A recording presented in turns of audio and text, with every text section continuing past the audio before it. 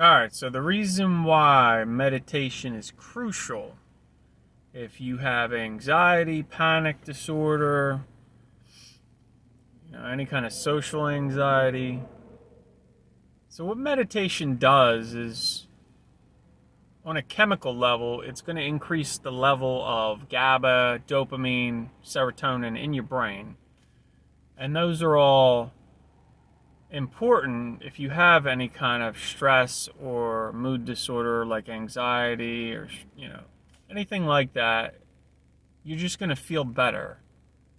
And it's not just when you're meditating. It actually has those effects of producing more neurotransmitters like that when you're not meditating. That's why it's so powerful. And what's crazy about it is just how amazing something so simple and just 10 minutes a day 10 minutes a day can change your life. Like, it's so unreal. If you've ever meditated, you know what I'm talking about. Like, even when you're not meditating, something's different throughout your day. As you're going about your day, there's a noticeable difference. Let me just put it that way. And it's that difference that keeps you doing it. So it increases GABA, it increases dopamine, it increases serotonin. What else does it do? So it improves your focus throughout your day. If you have anxiety, you know how it is. It's like you have a million thoughts going through your mind. What meditation tends to do is it tends to give you some space between you and your thoughts.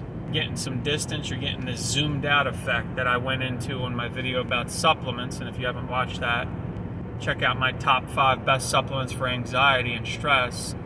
But I talk about how L-theanine helps trigger you into a alpha brainwave state. Well, that's also what meditation does. Meditation sends you into an alpha brainwave state. And this is a state that's associated with what they call the flow state. And it's a calm, relaxed alertness. And this is a great state to be in. I mean, your mind is just going to operate at a higher level, and you can tell the difference. You'll be able to tell. If you can't tell right away, you might need to give it a little bit more time. So they've done studies on meditation and actually found that it shrinks the amygdala. The amygdala is a part of the brain that is largely responsible for anxiety disorders.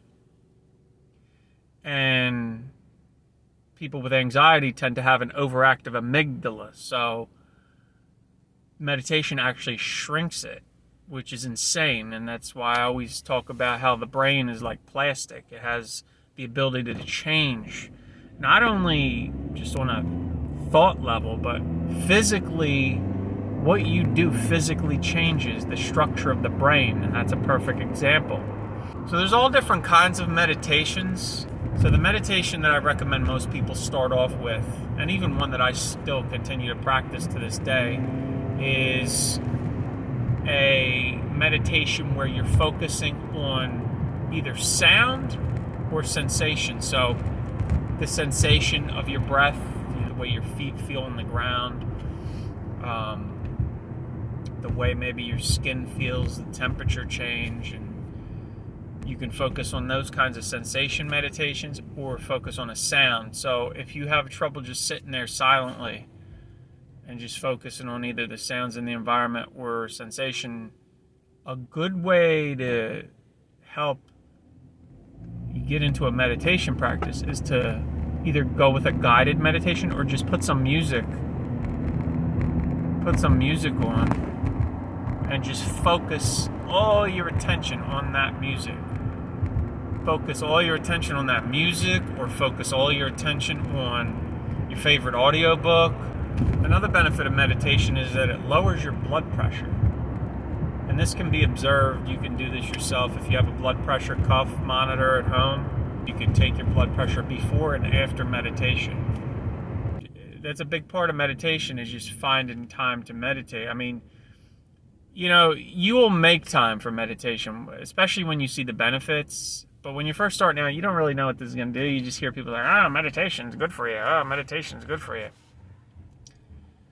And it's boring as shit. I'm gonna be honest. Meditation can be really boring, but once you start feeling like pleasurable sensations and you start seeing what it does for your life and the way you interact with other people and the way you just go through life in a different mind state, it's amazing. A little trick I used to use was to get myself to meditate, because, you know, meditation, like I said, it can be very boring, was to say to myself, all right, these 10 minutes, these 30 minutes, these 60 minutes, because I used to meditate for like an hour at a time at one point every day. That was when I was in my deepest practice.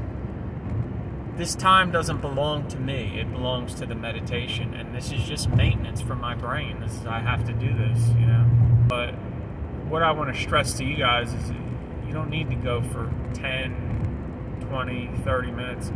I have felt benefits throughout the day from just meditating 5 to 6 minutes, you know, but I would suggest you start small. If you're finding it really hard, like you just want to get started, you just don't feel like doing it, you just say to yourself, like, look, let me do 1 minute.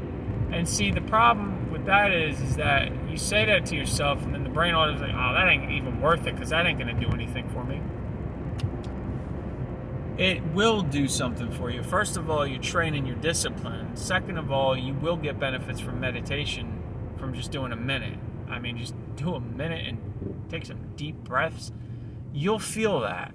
Trust me. You're going to probably, what's going to happen, and what usually always happens, is you're going to be like, all right, well, I went 1 minute. Let me go 2 minutes. And then you start feeling better.